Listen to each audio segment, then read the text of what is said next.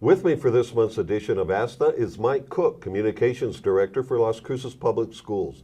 Mike, thank you for joining us. Udell, it's a pleasure to be here. Among the most noticeable changes taking place this school year are the reconstruction of Las Cruces High School and the renovation of Loma Heights Elementary. Can you tell us a little bit about those operations? Absolutely. Overall, of course, Udell, as you know, maintaining properties is one of the main functions of an organization like the city or the school district. We have right now 39 schools.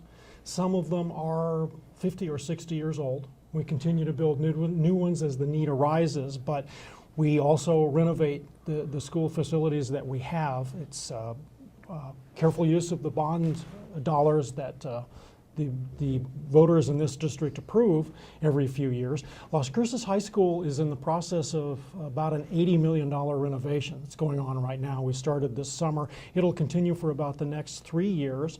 I think in the case of Las Cruces High School and the major work going on at Loma Heights Elementary, if people will check our website, we have information about the construction. We'll be tracking particularly Las Cruces High School because it's on El Paseo and at some point will impact traffic. It won't in the foreseeable future, but lascruceschools.org is the website, and we have a link on our homepage to Cruces High School and then additional information that we update regularly on all the construction projects so people will know how their bond dollars are being spent.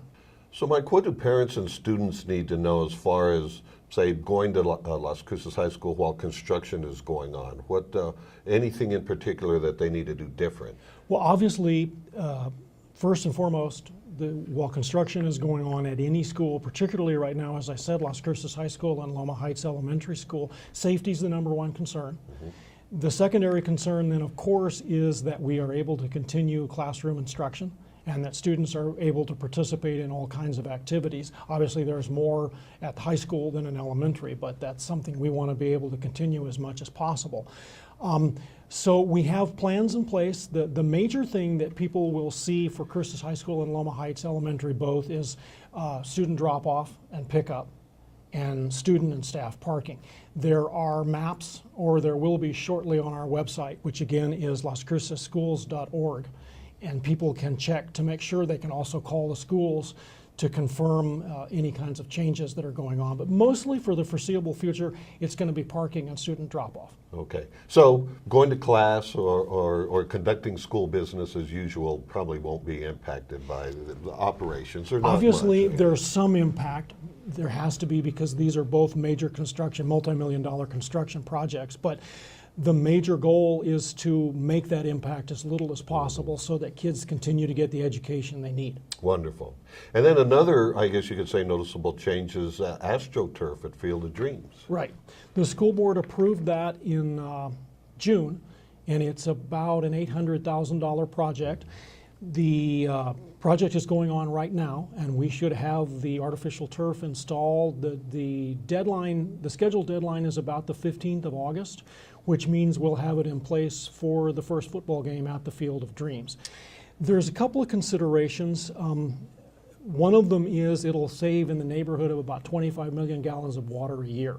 Wonderful. Which is enormous. Yes. So it's especially in the drought. Absolutely, and in the desert environment, it's certainly an ecologically sound move.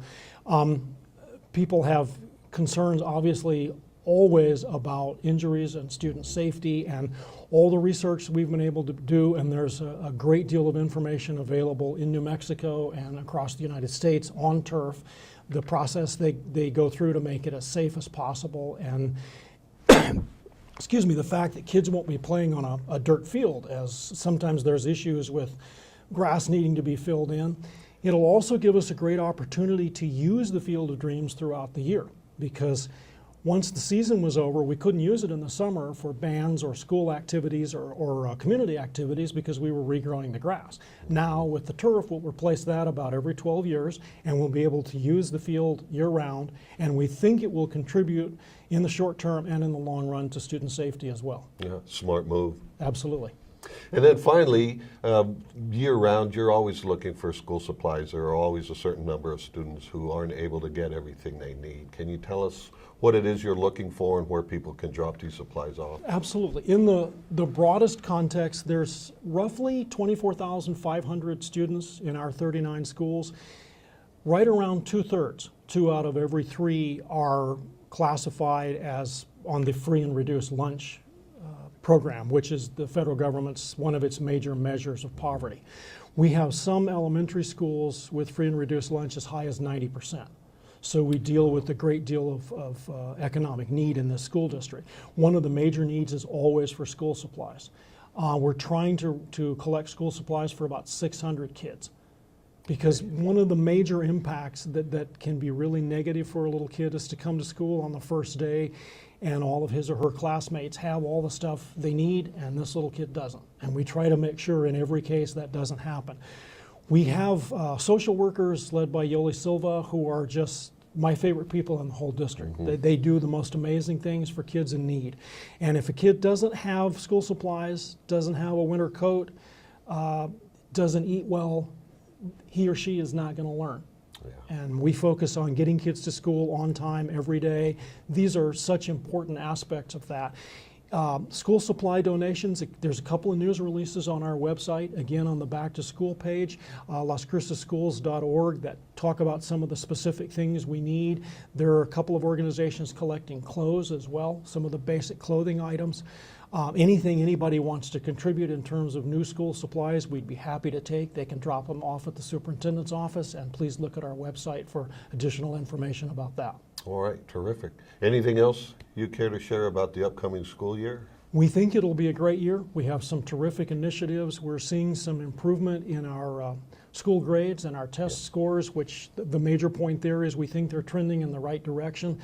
We're at about 96% attendance on a daily basis. That, as I said a moment ago, is one of our major focuses. We want our parents, we want to work with our parents and our kids to get students, every student, to school on time every day, because otherwise they can't learn.